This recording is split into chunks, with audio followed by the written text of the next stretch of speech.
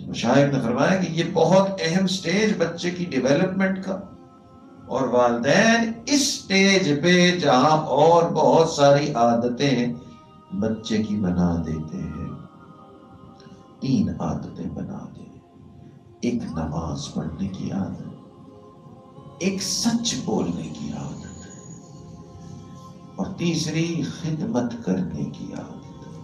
اگر یہ 3 چیزیں بچے کی اس عمر میں والدین نے اس کے اندر ڈال دی، آپ سمجھ لیں کہ آپ نے تربیت کا حق ادا کر دیا، آپ نے بچے کے ساتھ بہت بھلائی کی۔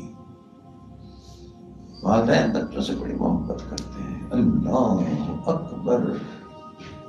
والدین ایسے کہ بچوں کے لیے اپنا دل کاٹ کے دینا پڑے وہ کاٹ کے دے دیں گے، تو ایسی محبت ہوتی ہے۔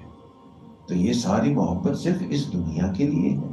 اگر سچی محبت ہے تو ہم یہ چاہیں گے کہ ہماری اولادیں آخرت میں بھی خوش رہیں۔